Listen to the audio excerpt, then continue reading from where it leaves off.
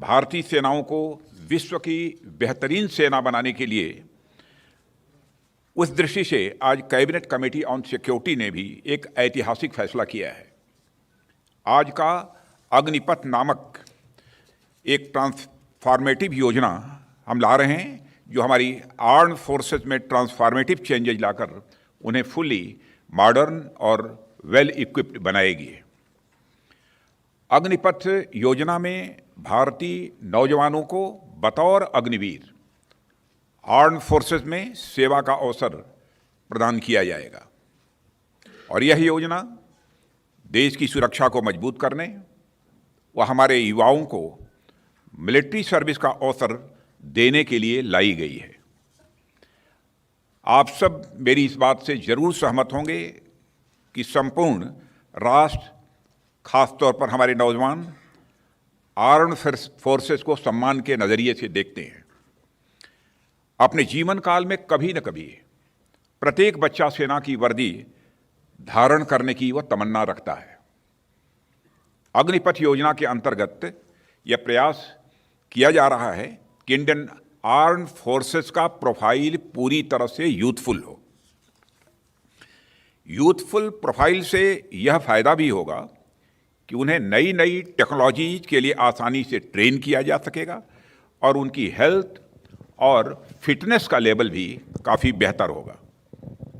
साथियों, इस अग्निपथ योजना से एम्प्लॉयमेंट अपॉर्चुनिटीज बढ़ेंगी और अग्निवीर सेवा के दौरान अर्जित स्किल्स एवं एक्सपीरियंस उन्हें विभिन्न क्षेत्रों में एम्प्लॉयमेंट भी प्राप्त कराएगा और इससे भारतीय अर्थव्यवस्था को भी हायर स्किल्ड वर्कफोर्स की उपलब्धता होगी, जो प्रोडक्टिविटी गेन और ओवरऑल जीडीपी ग्रोथ में सहायक होगी। अग्निवीरों के लिए एक अच्छी पे पैकेज, 4 साल की सेवा के बाद एग्जिट पर सेवा निधि पैकेज एवं एक liberal death and disability package की भी व्यवस्था की गई है।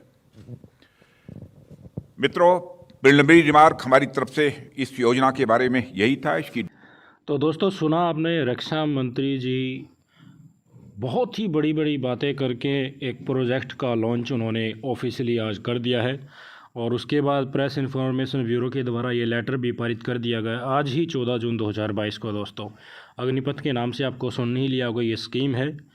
इसके ऊपर काफ़ी ज़्यादा सवाल उठ रहे हैं। दोस्तों, सिर्फ 4 साल के लिए एक नौजवान को आप अब आर्म फोर्सेस में इनरोल करोगे।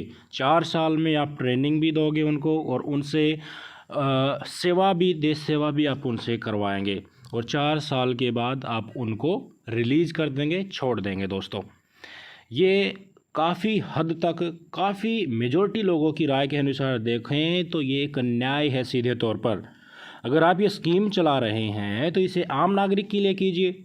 इस अग्निपथ स्कीम के लिए सेम टू सेम क्राइटेरिया वही हैं जो रेगुलर आर्मी इनरोलमेंट में दिए जाते हैं। वहीं भर्ती प्रक्रिया होगी और वहीं फिजिकल प्रक्रिया होगी। सारे के सारा प्रोसीजर सेम टू सेम है। दोस्तों, राजनाथ सिंह रक्षा मंत्री जी हैं, उन्होंने कहा कि इससे यूथफुल फोर्सेस का गठन होगा। यूथफुल फोर्स आपकी बन तो जाएगी, देश के यंग बच्चे, नौजवान देश की सेना में शामिल तो हो जाएंगे, पर उन सैनिकों के लिए आप क्या करेंगे? 4 साल देश सेवा करवाने के बाद आप उनको रिलीज़ कर देंगे, छोड़ देंगे। और इन 4 साल में आपको प्रावधान करना चाहिए कि अगर आप 4 साल में छोड़ भी रहे हैं तो उनको रिजर्वेशन मिलेगा दूसरी जॉब्स के लिए। 4 साल में जो यथ हैं उनकी एज किसी दूसरी जगह सेटल होने के लिए भी निकल जाएगी। दोस्तों, तो इसके ऊपर हर आदमी का काफ़ी ज़्यादा एग्रेसिव कमेंट्स आ रहे हैं। रक्षा मंत्री ने ऑफिशियली आज इसका अनाउंसमेंट कर दिया है। उन्होंने जो भी बातें बताई हैं उनका हकीकत से काफ़ी ज़्यादा फासला है। दोस्तों, जो बातें बताई आपने सुना होगा, उन्होंने यूथफुल फोर्स बनेगी, best of forces in the world बनाने के लिए काम किया जा रहा है और देश के नौजवानों को एम्प्लॉयमेंट अपॉर्चुनिटी मिलेंगी। एम्प्लॉयमेंट अपॉर्चुनिटी अगर प्रोसीजर सेम टू सेम ही है तो आप रेगुलर बेसिस पे भर्ती कीजिए। एम्प्लॉयमेंट अपॉर्चुनिटी देनी है तो 4 साल तक उनको कॉन्ट्रैक्ट बेस पे, प्राइवेट बेस पे काम करवा के आप किस लिए उनको छोड़ रहे हैं?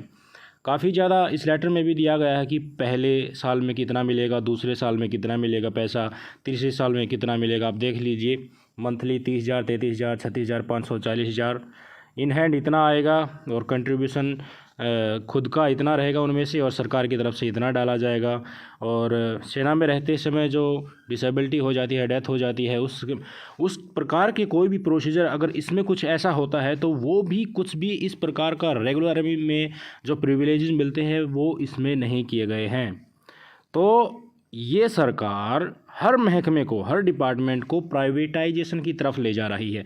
मोस्टली तो हो ही गए हैं प्राइवेट, अब भारतीय सेना ही बाकी थी, उसको भी इन्होंने एज ए कॉन्ट्रैक्ट एम्प्लॉयज़ की तरह ही ले लिया है।